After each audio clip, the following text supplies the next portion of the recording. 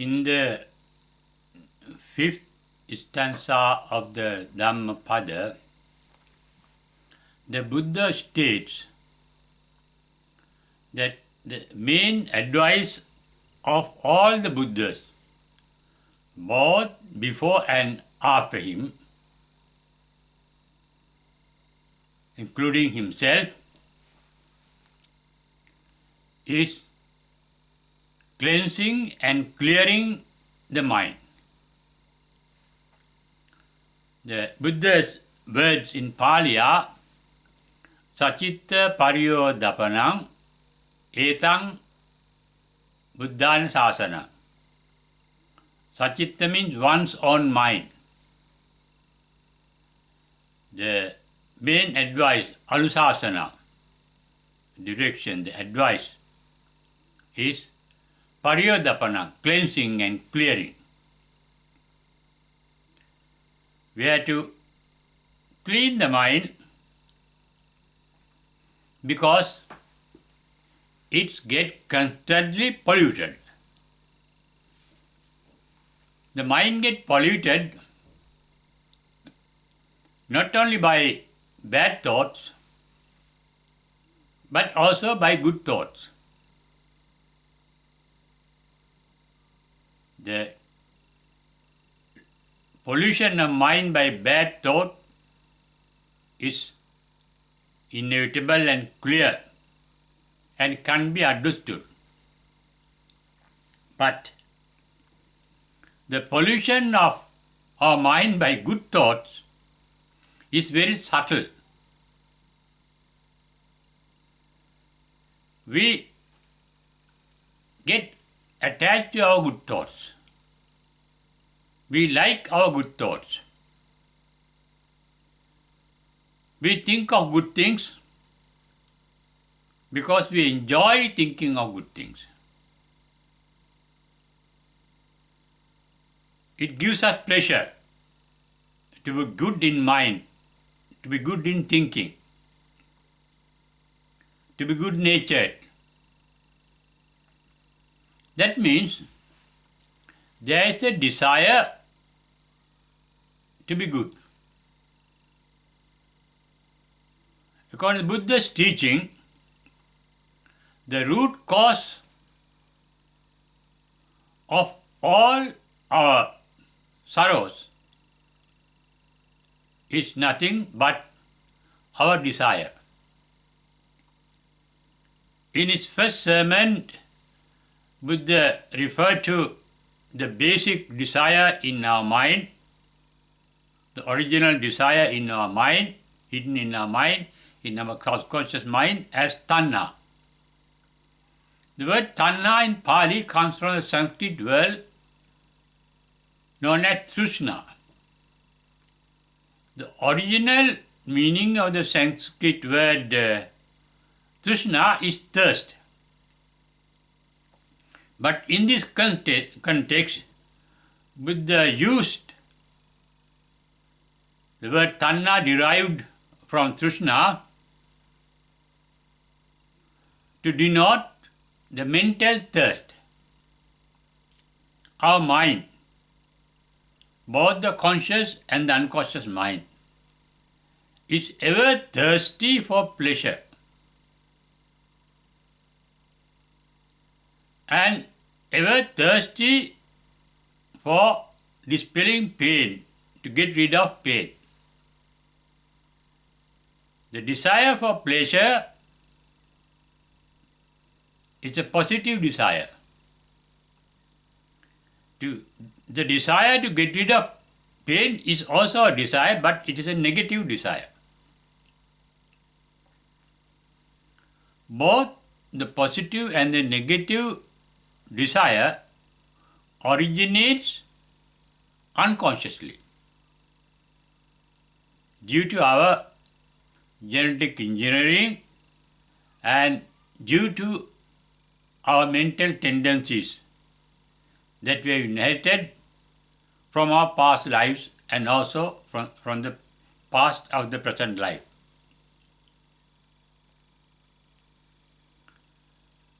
The word tanha the mental thirst, Buddha defined in his first sermon with regard to three aspects. The basic aspect is called Kama Tanha. Kama Tanha means the desire, the thirst for sensory pleasures. Kama is sensory pleasure. And we have different taste, everybody, with regard to the pleasure that he or she likes. For example, some may like hot food, hot drinks. Some may like cool drinks. Some may like alcoholic drink. Some may like strong alcohol, some may like mild alcohol. Some may like beer, some may like lager and some other bitter lager or bitter beer. So are the taste of other sense organs like our eye, ear, nose, etc. And our desire, the positive desire, is for the manifestation of our taste, the desires, the ideals we have in our life. That is called negative desire, and Buddha referred to it as bhava tanha. Bhava is to happen. Then we have the negative desire for not to happen. For example, some may like ripe apple, some may like unripe apple. Some may like sour apple, some may like bitter apple. We like different taste in our food. Positive desire is for the happening of what we like. Negative desire is not for the happening of what we dislike. Both liking and disliking are thought formations. We think it's a mental image. I like this, I don't like that. When our likes and dislikes get manifested in our mind, they take a certain form. The type of food we like, the type of clothes we like, the type of wife,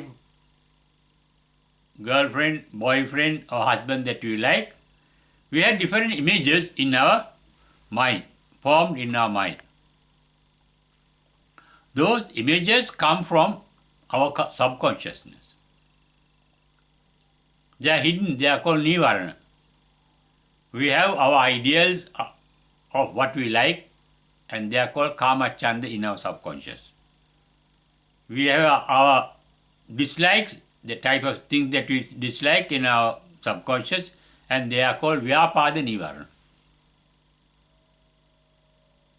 We have the tendencies for all form of thoughts in our brain, hidden in our brain, because brain is the hard disk that saved all the information that we have gathered. All the experiences, the memories of all the experiences that we have gathered are preserved, served, protected in our brain. And with the help of that, we think of them, liking, disliking, or ignoring. There is a form of even ignorance. When we ignorant, you know, I don't know, or that is a mental formation. You silently speak in your mind. In the very first sermon called Dhamma Sutta, Buddha referred to his main subject, the human suffering. And he said, in short, he gives a number of examples with regard to our suffering. Birth is suffering, decay is suffering, death is suffering, sickness is suffering, and so on. Vipayoga dukkha, separation from the pleasant, coming in contact with the unpleasant, that leads to sorrow. And he referred to sorrow as a mental formation. And he said, Sankittena pancha upadana kandavi dukkha. Pancha upadana kanda means a thought formation. Kanda means a heap. Heap of different aspects that comes in succession. He referred to 5 steps. The Buddha referred to 5 steps in a thought form. It is generated by sensation of a sense object through our sense organs like eye, ear, nose. Then that sensation as a pleasant, unpleasant or neutral sensation. And that is called Vedana. Rupa is the stimulation of the sense organ. Vedana is the pleasant, unpleasant or neutral sensation cause. Then Sanya.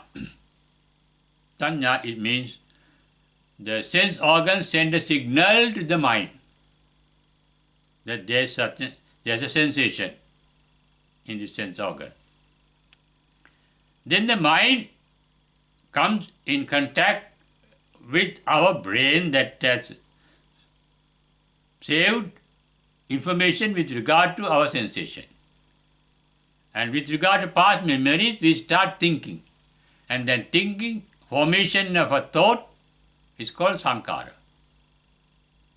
And the mind becomes conscious of the sensation, and that is called vijnana. Those are the 5 aspects of a thought formation. Rupa, Vedana, Sanya, Sankhara, Vijnana. And he said, those 5 aspects forming a thought is the main source of our mental suffering. As I mentioned earlier, both our good and bad thoughts pollute our mind. Pollution by bad thought is visible, pollution by the good thought is invisible. Because they are in the subconscious. We want to be good because we enjoy, we like it. There's a desire, tanha. Tanha to be good. The desire to be good. Those ideals. They pollute the mind. In the first sermon, Buddha referred to the 4 noble truths that he realized at the Enlightenment and said. And the word dukkha, the first truth is translated in English as suffering. Suffering is not the entire meaning of the word dukkha, but suffering is one form of dukkha. And is referred to the cause of dukkha, dukkha samudaya. And he said dukkha samudaya is nothing but tanha, the thirst for pleasure. Then we enjoy good thoughts means we like good thoughts, and that liking is a form of desire. And Buddha said, desire is the root cause of all our suffering. Why? Whatever that gets manifested in our mind or body or outside us cannot last long. The pleasures that we enjoy cannot last long. So is the pain that we suffer. Even the pain cannot last long. That is what the first disciple of the Buddha called Kondanya. He was an ascetic. 5 ascetics listened to the Buddha's first sermon. And one ascetic realized the nature of mental formation, the basic nature. All mental formations are born to die. And at the end of the sermon, Buddha uttered, that Reverend Kondanya got the inner eye, the insight into the mental natures that he referred to in Pali as Dhamma Chakkum, Dhamma Takkum Udapadi. They adorn the eye of insight in Reverend Kondanya. And he explained what the insight became aware of. Yankicca samude dhammang sabbanta nirodhamanti. All mental formations that are born are doomed to die. They die. They appear to disappear. And there is no mental form that lasts long for us to retain, for us to get attached to, or resent, to get rid of. All mental formations are born automatically and they die automatically. Therefore, one will realize, when this truth is realized, there is nothing that we can attach to or that we can resent or get rid of. Things are born to die. Yanki samudaya dhammam sabbanta nirodhamanti. After the realization, mind turns into a new form of awareness. Whatever it becomes aware, it does not get attached to. The mind becomes free from attachment, resentment, and ignorance of that reality that Reverend Kondanya has realized. Thought forms are born to decay and die. In fact, we experience nothing other than our mental forms, not anything outside. No sense organs is capable of knowing the real nature of anything. Our eye cannot see all the colors. Our ear cannot hear all the sounds in this universe. Our nose cannot smell. Our nose cannot smell even what a dog can smell. So is our tongue. So is our skin. So is our mind. All those sense organs are incapable of knowing the truth of anything. But we get attached not to the actual reality, but to the reflection in our mind, and they are called Dhamma. Yankinchi samudaya dhammang sabbanta nirodhamanti. The realization that Reverend Kondanya had. All mental formations are born to die. Therefore, what is possible is to be aware of the birth and the death of mental forms. Through that insight, one does not get attached to the mental forms, nor does one get resent in the mental forms. No one is ignorant of the reality of the mental form, but the reality, every mental form is born to die. With this, the mind becomes free from raga, attachment, free from resentment, dosa, free from ignorance of the reality of what we experience. That is, ignorance is moha. Enlightened mind is called vitaragi, non-attached, vitadosi, non-resentful, vitamohi, non-ignorant. That is enlightenment.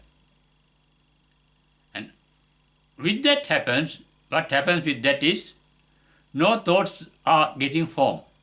We think of things that we like, dislike, or ignorant of. When those liking, disliking, and ignorant get extinct, there is no thought formation. The mind becomes empty. It is this emptiness, voidness of the mind that is called nirvana. It is blissful. In the first sermon I mentioned, all our sufferings are based on our thinking. It is by thinking that we become happy or unhappy. If you don't think, enlightened ones do not think. Their mind is free from thoughts. Not only thoughts, their mind is free from all vibrations. Mahamangala Sutra says, Uttasya loka dhamme chittang asana kampati. Their mind is free from vibration. And that mind is empty of even mental vibrations. It's a calm and quiet, peaceful mind. Blissful mind. Mind empty of all thoughts and feelings. All vibrations. And that is the explanation given by the Buddha to his last disciple called Subhadra just before his passing away. Subhadra was a very intelligent ascetic who lived at that time. When he heard the Buddha was about to pass away, he came running to the Buddha and he had a question. What is there in the nirvana that the Buddha realized? Buddha said it is empty. Akase padannati. There is emptiness. In emptiness there is nothing. No element, no substance in the emptiness, that empty mind. Samano natti bahire. That means the mind becomes, as I said, even free from vibrations. Only place free from vibration is the mind of an enlightened one. Samano means freedom from all vibrations, all vacillations. Calm and quiet, silent. Krishnamurti referred to that state of mind as a silent mind. Silent mind means mind free from vibrations. An empty mind, where there are no vibrations, there are no mental images getting formed. The mind becomes free of all mental images. That is what Buddha said in his first period of joy after enlightenment. At the enlightenment, my mind became empty of all mental formation. Visankara gatan chittan, in his first period of joy. On the path to enlightenment, Buddha advised an ascetic called Bahya in the Bahya Sutta. The shortest cut to enlightenment is to be aware of all sensations, that is, mind is free from ignorance, moha, but never to think of them, liking or disliking. That is the shortest way, that is non-thinking. In Buddhist meditation, you become aware of sensations and you don't think of them, liking or disliking, assenting or resenting.